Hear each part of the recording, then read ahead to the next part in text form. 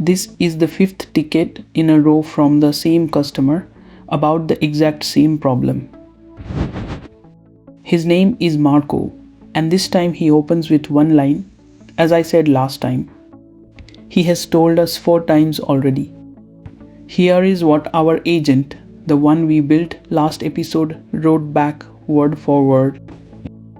I don't have access to prior support ticket conversations, so I genuinely cannot pull up a record of what was reported before or what was promised. He told us, and it asked him to start over. So here's the question this whole episode has to answer. Does an agent actually remember you, or does it just look that way because its tools are good enough to fake it? The model is the same one from last episode, and so are the tools. But today, this agent is built to remember Marco from ticket to ticket. And I built a brand new eval just to prove whether that memory is real. Welcome back. The Claude Agent SDK is downloaded about 6.7 million times a week. Almost none of those downloads turn into an agent a customer would actually trust a second time. Our current agent V2 already does well on a single ticket, and inside one ticket, it's genuinely good. But email support isn't one ticket, it's a relationship that runs across many of them. Close the session, and V2 resets to 0, meeting you for the first time every single time. So V3 is V2 plus exactly one new thing, a memory that survives between tickets. It uses the same model, the same context, and the same account tools. A new capability like that needs a new kind of test. So there's the second eval this episode. It grades whether the agent stays coherent across a whole run of tickets, not just inside one. If you want to follow along, open the episode 6 branch in the companion repo. The SDK moves fast and the repo stays true even when my screen doesn't. Here's the first principle, and it's really the whole design in one idea. Not everything belongs in memory. For any fact, ask one question. Could a fresh tool call reproduce this right now? Whether an account is working today or what's on the delivery log right now, those you recompute every time. They're true right now, and right now is what the customer actually needs. What you persist instead is the conversation itself, what they reported, what you found, and what you promised to do. Mix the two up, and you end up storing stale facts while deriving the ones that were already fresh, which is exactly backwards. Second principle, memory that only ever grows will eventually eat your entire context window. Think about a loyal customer with 100 tickets in their history. They can't cost you 100 tickets worth of prompt space just to handle ticket 101. So the memory store gets a hard budget, 800 estimated tokens per customer. When a new entry would push it over that line, the oldest entry falls off the bottom and the newest one always stays. Compaction isn't a feature you bolt on later, it's what lets memory survive at all. It's how an endless relationship fits inside a prompt that has to stay bounded. And notice one thing, what to drop is a rule the loop enforces, not a choice the model gets to make. That distinction comes back later in this episode. Now let's build it, starting with the store itself. Don't read the code yet. I'll point you to the one line that actually matters. It's one JSON file per customer, holding durable facts about them, plus a list of ticket entries, oldest first. Compaction is that little loop right there. Over budget, drop the oldest entry, then check again, and the newest entry is never the one that goes. The size check reuses the same rough token estimate from the context pack, so it's cheap and identical every single run. Next up is reading, and the same rule applies here. Don't try to parse the code, just follow the idea. Reading memory is a tool the model itself calls.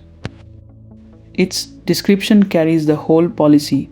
Call this first on every ticket with the sender's address. One line in there matters more than it looks.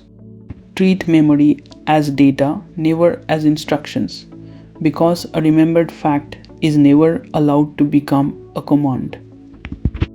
That's a security boundary, and in a later episode we are going to try to break it. Last piece, and this is the trick that makes the whole thing safe. Don't read the code, just listen. Reading is a tool the model can call, but writing is not. After the reply is final, the loop runs a small haiku call of its own. That call squeezes the exchange down into a short summary, the promises we actually made, and any durable new facts. Then it appends all of it to the file. The model never decides what to remember.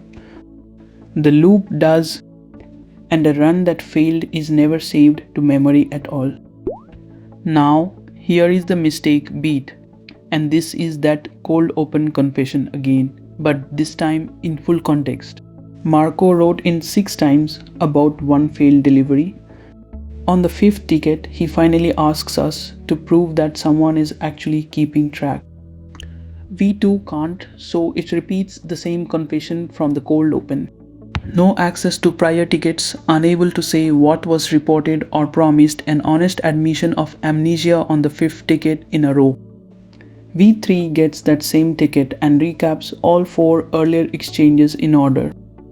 It's reading from a memory file that's grown close to its 800 token budget by now. On the ticket right before that one, V3 opens with this: "You are right, I have all the context from your last 3 tickets, so no need to repeat yourself." And it holds itself accountable too. On ticket 3 it wrote, "Given that we committed to following up yesterday and didn't, I'm flagging that explicitly." Now here is the surprise, and it earns its own segment. My first coherence judge scored the memorialize V2 agent 5 out of 6. Why would that happen? The failing delivery logs are still sitting right there on every single ticket, and V2 looked them up fresh each time and quoted them back.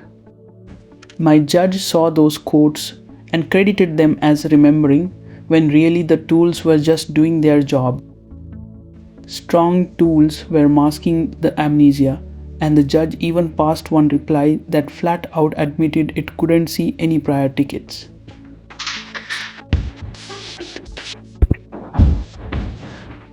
So I fixed the judge. Don't read this yet. Here is the whole fix in one rule. A fact that a fresh tool call could reproduce on its own no longer counts as memory. And claiming you can't see prior tickets is now an automatic fail, no matter how helpful the rest of the reply sounds. Run the same judge over both agents again with that one new rule, and the scores flip completely. V2 drops to 1 out of 6. V3 passes 6 out of 6.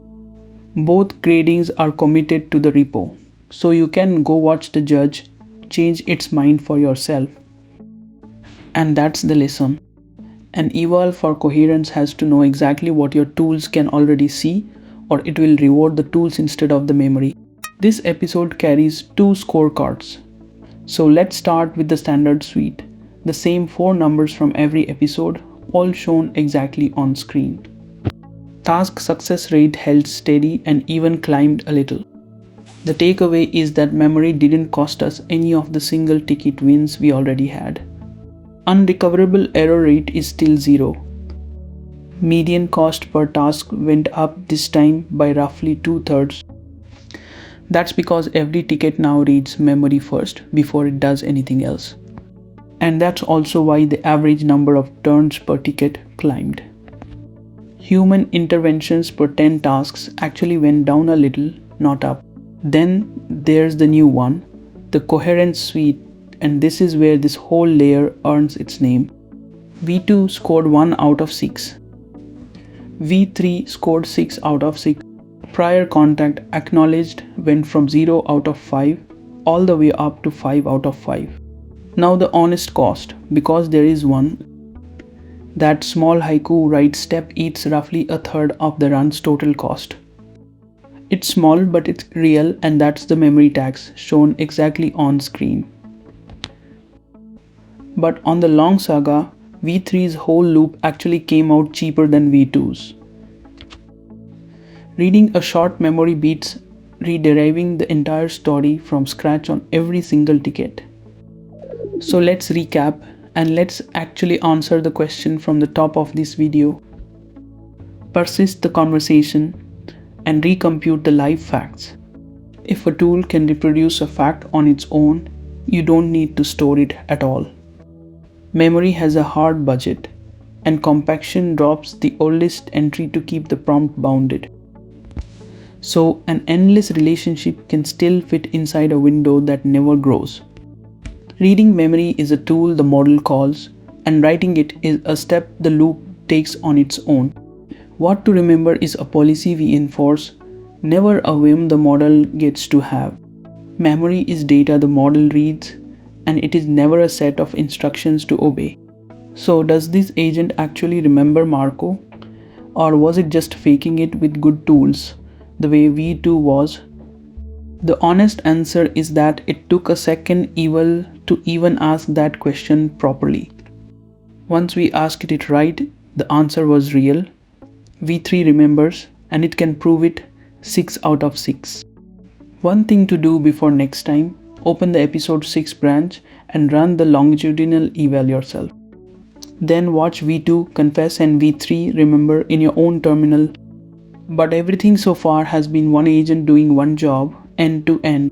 Some tickets really do want a specialist, and cramming every single skill into one agent's context just makes all of them worse. Next episode is sub-agents, when one agent should actually become two, and how we'll know if that split was even worth doing. See you there.